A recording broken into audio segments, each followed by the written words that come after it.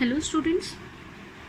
So today's topic is expression for capacitance of a parallel plate capacitor when number 1 is a conducting slab is placed between the plates of capacitor.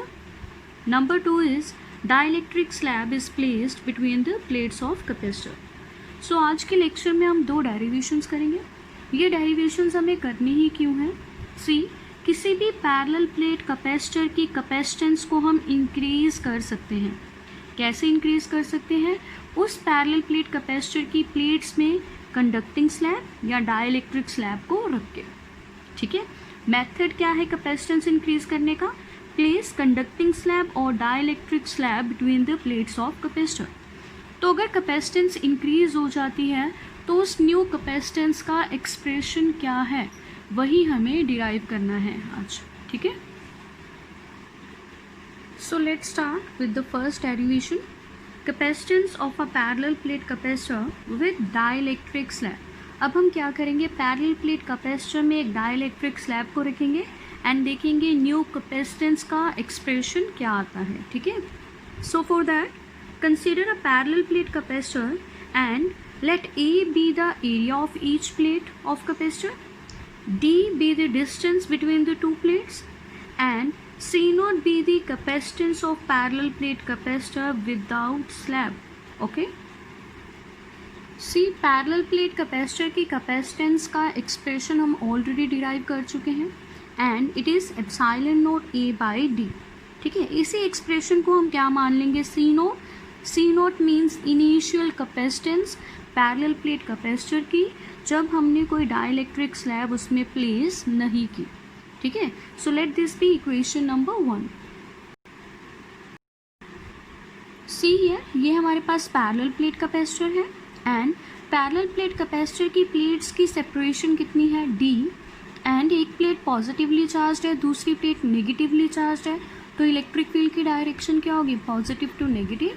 And let E not be the initial electric field. अब हम क्या करेंगे? Capacitor की इन plates के बीच में एक dielectric slab को रखेंगे जिसकी थिकनेस क्या है? T. एंड हम मान लेंगे कि उसकी थिकनेस इस D से, D means separation between the two plates of capacitor से क्या है? कम है. ओके. कंडीशन क्या है? Thickness of slab is less than D. So C here ये हमारे पास डाइलेक्ट्रिक स्लैब है जिसकी थिकनेस कितनी है? T. एंड इसे हम प्लेस कर रहे हैं between the plates of parallel plate capacitor. And polarisation में हम कर चुके हैं. जब हम इलेक्ट्रिक फील्ड में किसी डाइलेक्ट्रिक स्लैब को रखते हैं तो क्या होता है? उसके एक एंड पर नेगेटिव चार्ज अपीयर होता है एंड दूसरे एंड पर पॉजिटिव चार्ज अपीयर होता है जिसके कारण इस डाइलेक्ट्रिक स्लैब में इलेक्ट्रिक फील्ड इंड्यूस होती है जिसे हम बोलते हैं इंड्यूस्ड इलेक्ट्रिक फील्ड EI और EP. एंड उसकी डायरेक्शन क्या होती है? पॉजिटिव टू नेगेटिव मीन्स ये डायरेक्शन होगी which is opposite to external electric field. Okay. And इस वजह से क्या होता है? नेट इलेक्ट्रिक फील्ड जो आती है वो क्या है? E, जिसे हम क्या बोलते हैं? Reduced electric field.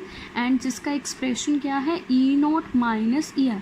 E naught is applied और initial minus EI is induced electric field. Okay. अब देखो यहाँ पर हुआ क्या?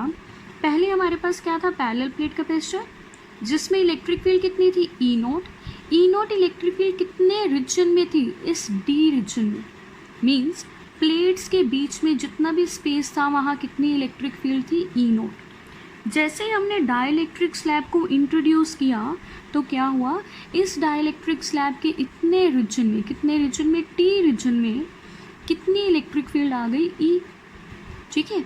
तो अब देखो T रीजन में E इलेक्ट्रिक फील्ड है तो बचा हुआ जो रीजन है, बचा हुआ रीजन कितना है? D minus T. प्लेट्स के बीच की बात कर रहे हैं हम. T रीजन में कितनी इलेक्ट्रिक फील्ड है? E. तो बचा हुआ रीजन जो है that is D minus T. इतने रीजन में कितनी इलेक्ट्रिक फील्ड रह गई? E not. Okay. See again. पहले D रीजन में कितनी इलेक्ट्रिक फील्ड थी? E not. जैसे ही हमने पैरेलल प्लेट कैपेसिटर की प्लेट्स में डाइलेक्ट्रिक स्लैब को रखा तो डाइलेक्ट्रिक स्लैब के इतने रीजन में कितनी इलेक्ट्रिक फील्ड है हमारे पास? E, जो क्या है? Reduced electric field. और बचा हुआ रीजन जो कितना है? D माइनस T, ये वाला रीजन यहाँ पर कितनी इलेक्ट्रिक फील्ड है, ई नॉट। तो हुआ क्या, स्लैब रखने से इलेक्ट्रिक फील्ड की वैल्यू हमने क्या की, रिड्यूस की। अगर इलेक्ट्रिक फील्ड डिक्रीज हुई तो पोटेंशियल भी क्या होगा, डिक्रीज होगा। अगर पोटेंशियल डिक्रीज होगा तो कैपेसिटेंस क्या होगी, increase, because we know C is equal to Q by V। अगर पोटेंशियल डिक्रीज हो रहा है तो कैपेसिटेंस क्या होगी, इंक्रीज। ठीक है, तो डाइलेक्ट्रिक स्लैब रखने से हमने इस पैरेलल प्लेट कैपेसिटर की कैपेसिटेंस क्या कर दी, इंक्रीज। और अब हम इसका एक्सप्रेशन करेंगे। ठीक है, सो लेट सी जो है वो क्या है, new capacitance. See here, I have written let new capacitance is C and it is equal to Q by V. So let this be equation number 2. And when a dielectric slab of thickness T less than D is introduced between the plates of capacitor, electric field between the region of plates changes. तो जैसे मैंने बताया, जब हम dielectric slab को introduce करेंगे between the plates of capacitor तो electric field जो होगी वो क्या हो जाएगी, change. And it is E not in D minus T region. जैसे मैंने आपको बताया, ई नोट इलेक्ट्रिक फील्ड अब कितने रीजन में है, D minus T. And E electric field कितने रीजन में है, डाइलेक्ट्रिक स्लैब में, मीन्स कितने रीजन में है, टी रीजन में। ओके, ई नोट कितने रीजन में है, D minus T. And E electric field जो है कितने रीजन में है, डाइलेक्ट्रिक स्लैब में, मीन्स टी।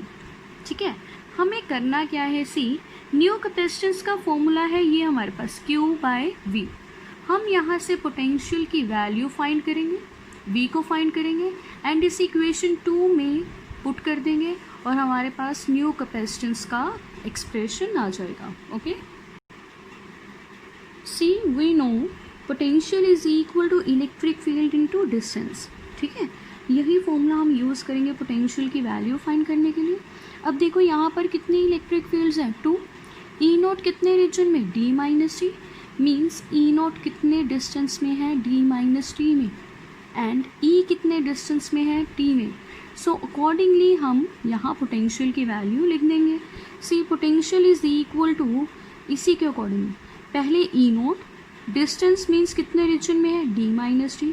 सो मैंने लिख दिया E naught into D minus T, plus दूसरी इलेक्ट्रिक फील्ड हमारे पास क्या है, ई, कितने रीजन में है, टी में, तो मैंने यहाँ लिख दिया ई इंटू टी।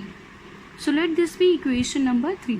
अब हम क्या करेंगे, इस ई की वैल्यू को चेंज करेंगे डाइलेक्ट्रिक कांस्टेंट से। ठीक है, सी डाइलेक्ट्रिक कांस्टेंट का फॉर्मूला हम कर चुके हैं, K is equal to E not by E, where E is the reduced value of electric field and E naught is the initial or applied electric field. Okay, यहाँ से हम E की value निकाल सकते हैं, E नोट बाई के। ये E की वैल्यू हम इक्वेशन 3 में पुट कर देंगे। इक्वेशन 3 क्या थी हमारे पास, V is equal to E not into D minus T plus E into T. अब E की वैल्यू मैंने यहाँ पुट कर दी है, it is E not by K into T. यहाँ से अब हम E नोट को कॉमन ले लेंगे। ठीक है, so V is equal to E naught into first factor बचेगा हमारे पास D minus T plus T by K. Okay, so let this be equation number 4। अब हम क्या करेंगे, ई नोट की वैल्यू यहाँ पुट करेंगे। Okay, as we know electric field sheet के लिए या प्लेट के लिए इलेक्ट्रिक फील्ड का फॉर्मूला होता है सिग्मा बाई 2 एप्सिलॉन नोट। यहाँ पर हमारे पास 2 प्लेट्स हैं तो इलेक्ट्रिक फील्ड ई नोट की वैल्यू कितनी आएगी, sigma bye epsilon note. Okay, also sigma के बारे में हमें पता है, it is surface charge density and उसका फॉर्मूला क्या होता है, charge by area.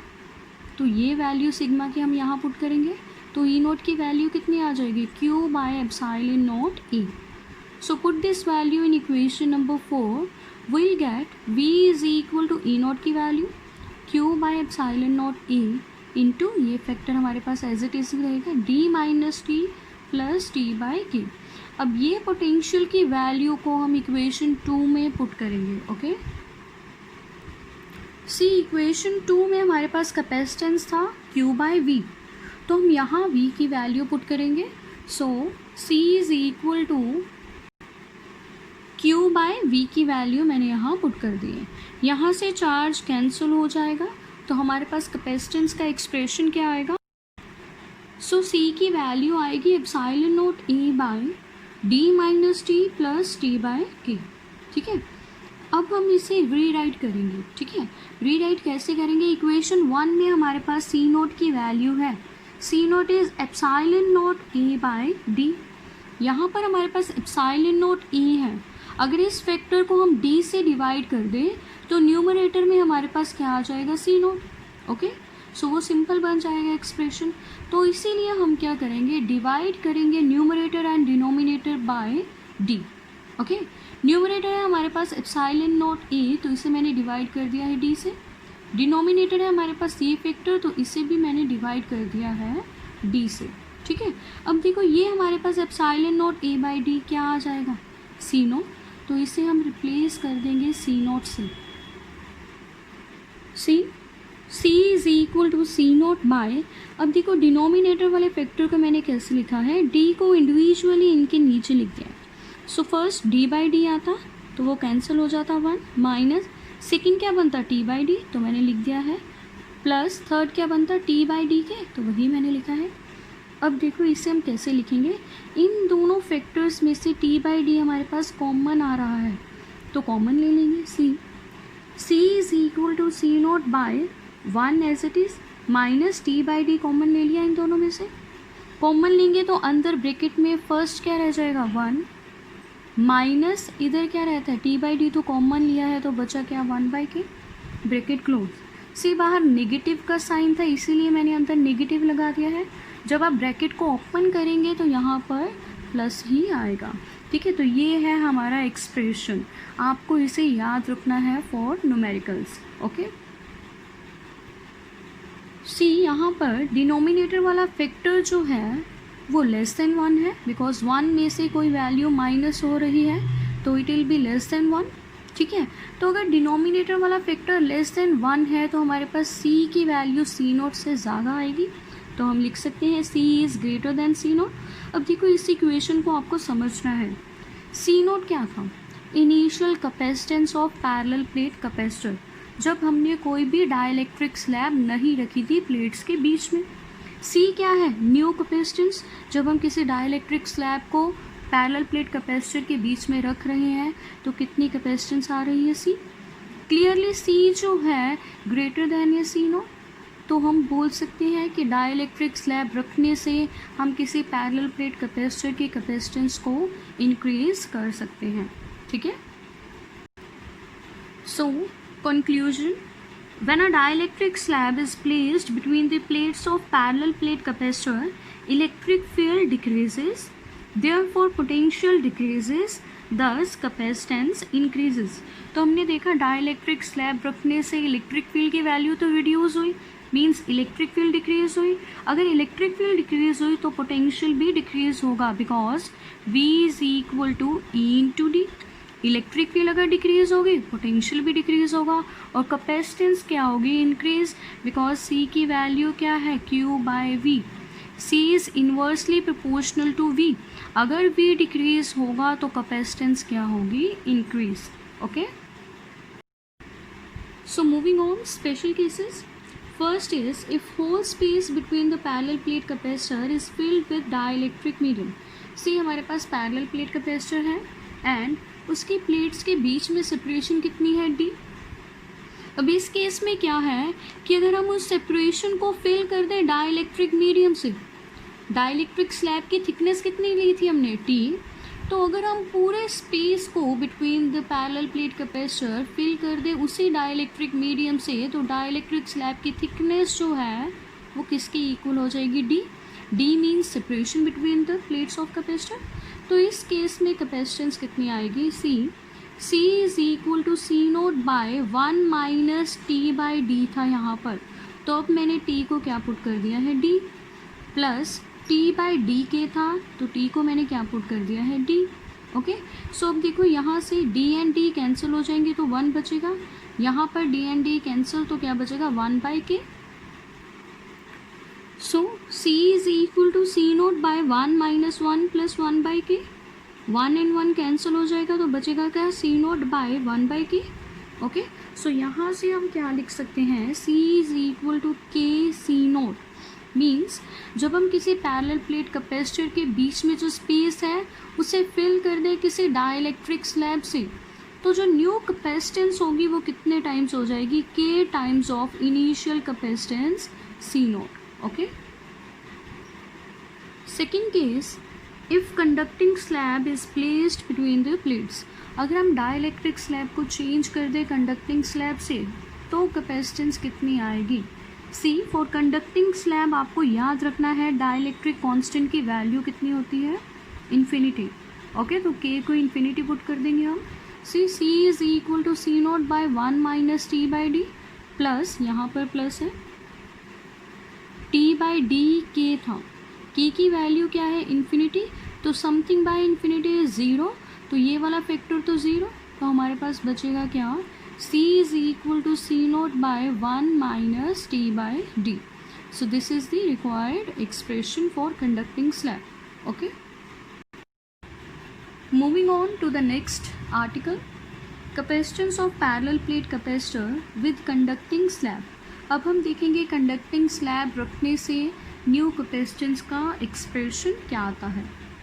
Consider a parallel plate capacitor and let A be the area of each plate of parallel plate capacitor and D is the distance between the two plates of parallel plate capacitor. So initially हम मान लेते हैं कि दोनों plates के बीच में हमने कोई भी स्लैब नहीं रखी हुई, तो हम मान लेंगे कि उसकी इनिशियल कैपेसिटेंस कितनी है, C note. So if C naught is equal to capacitance of parallel plate capacitor without any slab, तो C naught की वैल्यू क्या होगी, epsilon note A by D. So I have written C naught is equal to epsilon naught A by D. So let this be equation number 1. And अब हम मान लेंगे कि parallel plate capacitor की plates में हमने एक कंडक्टिंग स्लैब रखी है, तो जो न्यू कैपेसिटेंस होगी पैरेलल प्लेट कैपेसिटर की वो क्या है, C, and it is equal to Q by V. Okay, so C is equal to Q by V is second equation. C, ये हमारे पास पैरेलल प्लेट कैपेसिटर है, एक प्लेट पॉजिटिवली चार्ज है, दूसरी प्लेट नेगेटिवली चार्ज है, तो electric field की डायरेक्शन क्या होगी, फ्रॉम पॉजिटिव टू नेगेटिव।